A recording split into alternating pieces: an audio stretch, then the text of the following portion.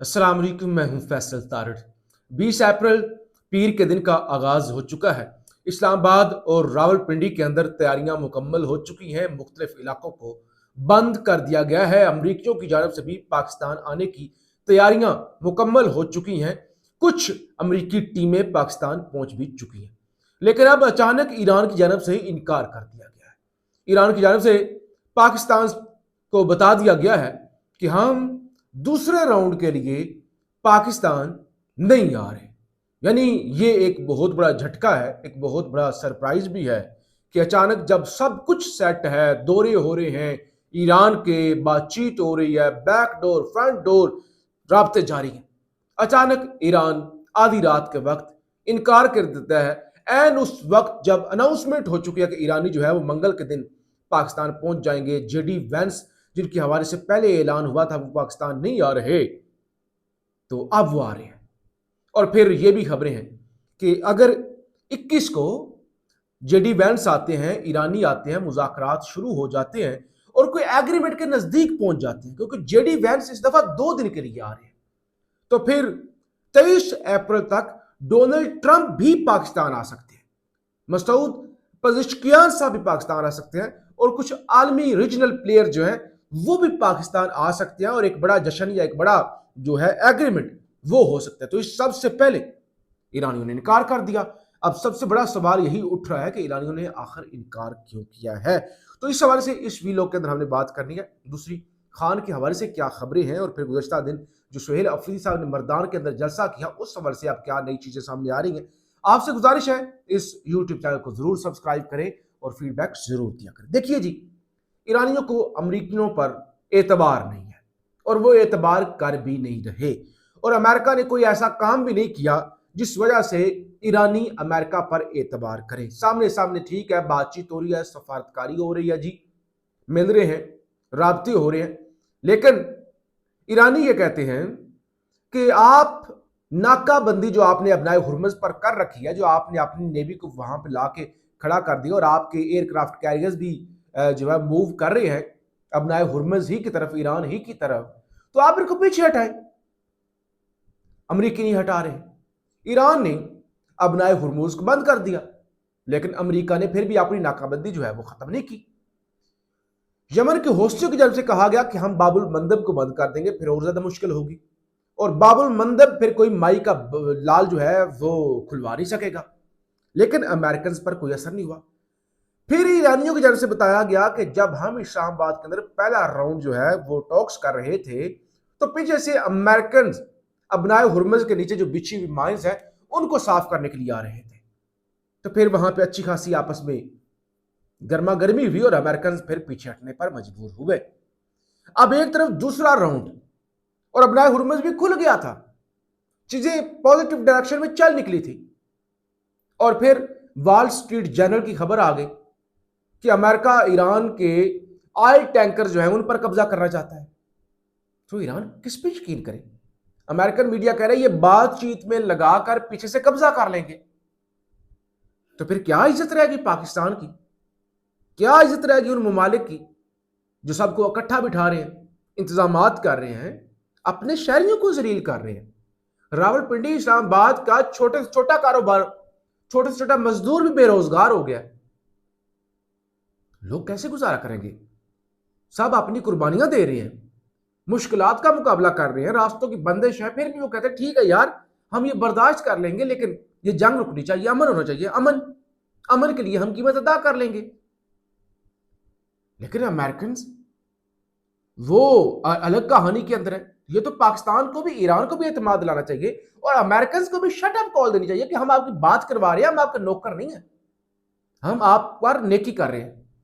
अब ईरानी कहते हैं कि जब तक ये स्ट्रेट ऑफ हॉर्मुज से नाकाबंदी खत्म नहीं होती, अमेरिकन पीछे नहीं हट जाते, तब तक हम पाकिस्तान नहीं आएंगे। अभी खबर आई है शहबाज शरीफ साहब की 45 मिनट की टेलीफोनिक गुफ्तगू हुई है, हंगामी। जैसे ही ऐलान हुआ भाई फौरी तौर पे इधर तो हलचल मच गई, इंतजाम मुकम्मल है ना।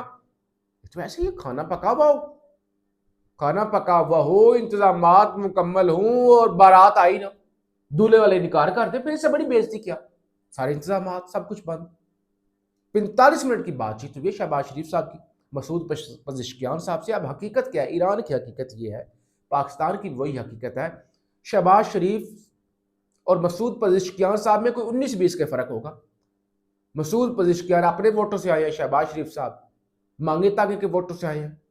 लेकिन असल रियलिटी ये है कि पाकिस्तान के अंदर फैसले कौन करता है? फील्ड मार्शल आसिम मुनीर साहब, स्टैब्लिशमेंट। ईरान के अंदर करते हैं मुश्तबा खामनाई साहब, IRGC।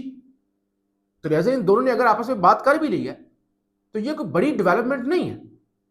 क्या शहबाज शरीफ की बात पर ईरानी यकीन कर लेंगे? और क्या शहबाज शरीफ साहब गारंटी दे सकते हैं कि वो जो बातें हैं उन पर जो है वो पूरा उतरेंगे? और अमेरिकन मुकर गए तो क्या शहबाज शरीफ साहब अमेरिकन का गिरेबान पकड़ सकते हैं? ये इस वक्त रोला है। बहरहाल ये आलमी अमन के लिए एक बड़ा खतरा तो है।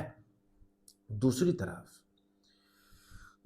तरफ मामला ये है खान के हवाले से कि बल्कि ये खन्नापुर से सादकाबाद जाने वाले रोड को ट्रक लगाकर बंद कर दिया गया। ये बेशुमार मेरे सामने खबरें आ रही हैं कि जो कुछ बंदिश ज़ाहिर पाकिस्तानी जो है वो सफ़र कर रहे हैं। दूसरी तरफ मामला ये है कि खान को डील्स ऑफर हो रही हैं, पहले भी हो रही थी, अब भी पिछले 2-3 दिनों से खबरें चल रही है कि डील्स ऑफर हो रही है। मैंने पिछले वीलॉग में भी, उससे पिछले वीलॉग में भी जिक्र किया था कि क्या कहा जा रहा है 6 महीने बनी गाला, मुल्क से बाहर, खामोशी और वो सारे मामला।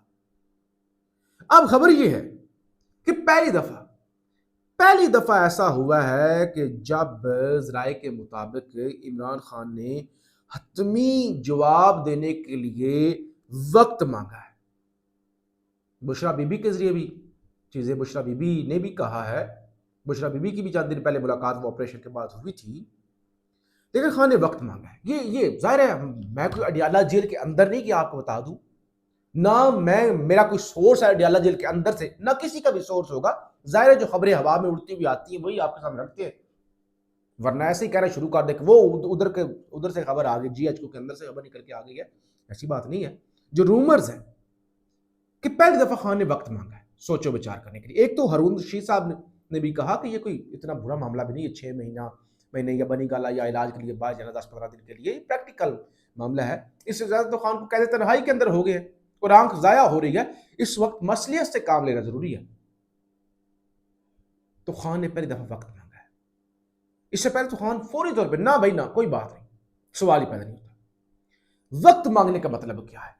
एक तो खान को इस बात का एहसास हो गया होगा कि मेरी जो जेल के अंदर है उसका बेनिफिशियरी शहबाज शरीफ, नवाज शरीफ, मरियम नवाज, जरदारी एंड वो कंपनी है, तो वो तो खुश होंगे।